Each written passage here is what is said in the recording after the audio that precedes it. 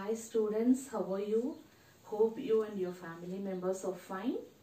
In this video, we are going to see two chapters. Chapter 1, Food, where does it come from? And Chapter 2, Components of Food.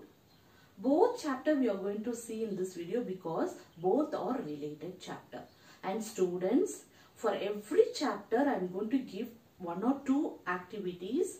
You want to maintain file for science, separate file for science, and do all the activities and keep inside the file, and when you come to school you want to submit. Enjoy and do all the activities. Now chapter 1, Food, where does it come from? Where does it come from? It comes from plants and animals. We the human beings depend upon both plants and animals for our food. Why do we need food? To obtain energy. Why do we need energy? Each and every cells in our body need energy to perform activities to make us alive. For this purpose, we want to take food, and for this food we are depending upon both plants and animals. Plants and animals are the sources of our food. And students, daily we are not taking same food. We are taking many different varieties of food. For that varieties we are using many ingredients. That ingredients are the raw materials of the food. For that raw materials we are depending upon plants and animals. Example, for the preparation of rasam, what are the ingredients we want? Oil, mustard, curry leaves, coriander leaves, tomato, garlic, chili, pepper, cumin, and many ingredients we want. So these are the raw materials for the preparation of rasam. For every preparation of our food we need many raw materials. For this we depend upon plants and animals, and also for non-vegetarian food we depend upon animals. And plant parts as food. There are many parts which are edible in plants. You know the parts of plant. A plant is composed of shoot system and root system. Shoot system consists of many parts: stem, leaves, flowers, fruits, and buds. So in many plant, many parts are edible. Edible means eatable, which we can eat.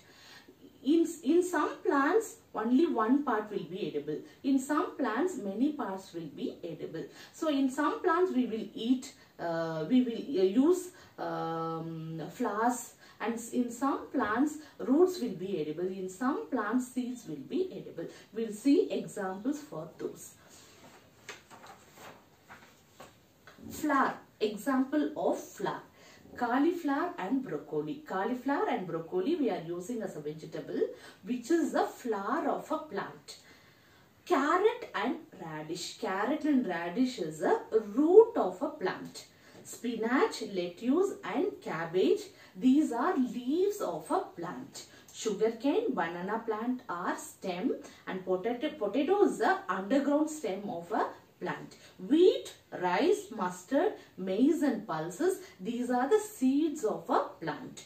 Clove, it's one of the spices. It is a bud of a plant. See how many parts we are using for our preparation of the food. And some plants we are using only one part as a edible one. Some plants we are using many part. Example, banana. Banana fruit we are eating, and banana flower it is used as a vegetable, and banana stem also it is used as vegetable. Like that, there are many plants in which many parts are edible.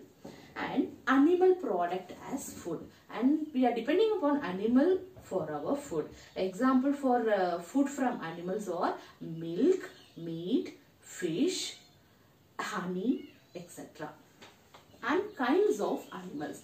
There are many types of animals based on nutrition. They are herbivores, carnivores, omnivores, and saprotrophs. First one is herbivores. Herbivores are the animals which depend upon only plants for the food. Example, goat, cow, deer, horse, etc. Second category is carnivores. Carnivores are the animals which depends only on animals for the food. Example, lion and tiger. And third category is omnivores. Omnivores are the animals which depends upon both plants and animals for the food. Best examples are we, the human being, and crow. And next category is saprotrophs. Saprotrophs are living organisms which depend upon dead and decaying matter. Most of the microorganisms comes under saprotrophs. Saprotrophic bacteria is there, and multicellular one is mushroom. It is a fungi. It depends upon dead and decaying matter. And these are the kinds of animals. So I am going to give this is chapter 1, and activity for this chapter is I am going to give 3 activities in this chapter. That is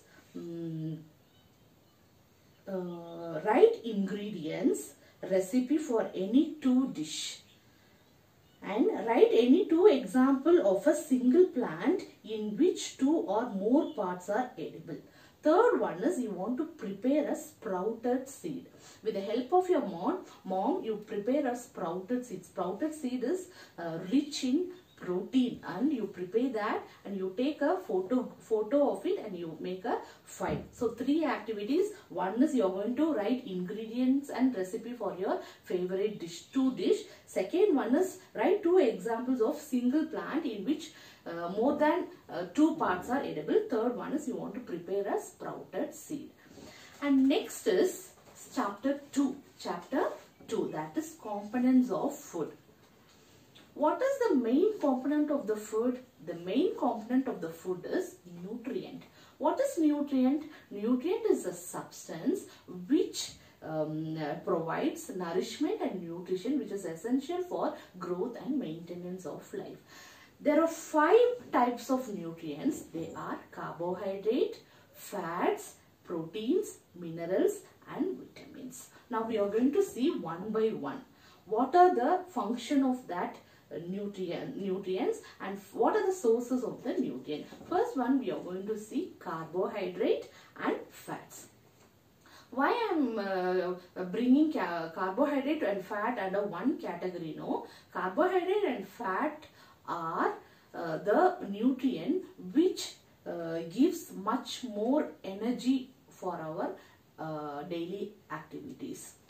But comparing to carbohydrate, fat gives more energy. So the food which containing both carbohydrate and fat are called energy giving foods. Examples of carbohydrate rich foods are rice, maize, potato, papaya, wheat and sugarcane. Examples of fat rich foods are meat, milk, eggs, ghee and butter. And next, third vitamin is, first one is carbohydrate, second fat, and third nutrient is proteins. Proteins, why do we need proteins? The functions are they promote growth and also it is essential for repairing our cells during damage. So protein rich foods are called body building food. Its main role is growth, giving growth. And examples of protein rich foods are fish, meat, milk, egg, paneer, beans and peas. And fourth nutrient is minerals. Minerals are needed in small amounts and it is essential for proper body growth and to maintain good health. Examples of mineral rich foods are ginger, banana, greens, milk and eggs. Next nutrient is vitamins. Vitamins are of 6 types. They are vitamin A, vitamin B, vitamin C, vitamin D, vitamin E and vitamin K. The function or the role of vitamins are they protect our body against diseases and they are essential for healthy eyes, bones, teeth, gums and skin. Examples of vitamin rich foods are rice, wheat, papaya, carrot, mango, orange,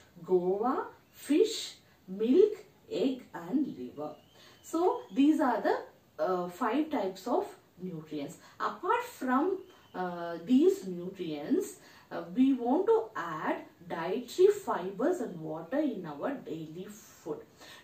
These dietary fibers are called roughages. Roughages, why it is called roughages means it is used, or it is essential for getting rid of undigested food and waste from our body. So we want to add dietary fibers in our daily life. The food which contains dietary fibers are grains, pulses, potatoes, fresh fruits, and all fiber containing vegetables.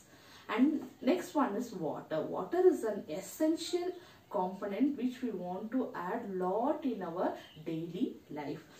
Because it helps to absorb nutrients from the food, and also it helps in throwing or getting rid of many waste from our body as urine and sweats. And next topic is balanced diet. Balanced diet. For our good health, growth and maintenance, our body need a diet which contain all the nutrient, dietary fibers and water in right quantity. Such a diet is called balanced diet. We want to take balanced diet every day. And we should not take excess of fat because it leads to obesity. And last topic in this chapter is deficiency diseases. What is deficiency? Deficiency means loss of one or more nutrients in the food. It's called deficiency. This deficiency leads to a disease called deficiency diseases. So to prevent these deficiency diseases, we want to intake this balanced diet. I'm going to give some diseases caused by deficiency of vitamins and minerals. Vitamin A, deficiency diseases, loss of vision, and the symptoms of that is poor vision. Vitamin B1, beriberi, symptoms weak muscles. Vitamin C, deficiency diseases, scurvy, symptoms bleeding gums. Vitamin D, rickets, bones become soft and bent. Calcium, this deficiency diseases, bone and tooth decay. Symptoms are weak bones and tooth decay.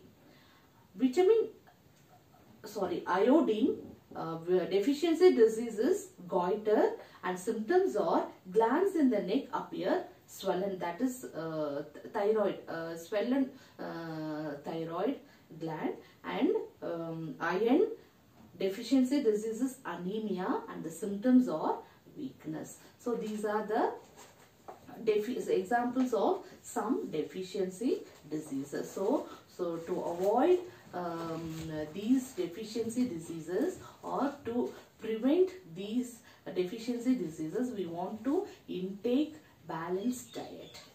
And students, activity for this chapter is you want to prepare a diet chart for 1 week. You want to prepare diet chart for 1 week and check whether you are taking all the nutrients in the food, and check whether you are taking the balanced diet. Thank you.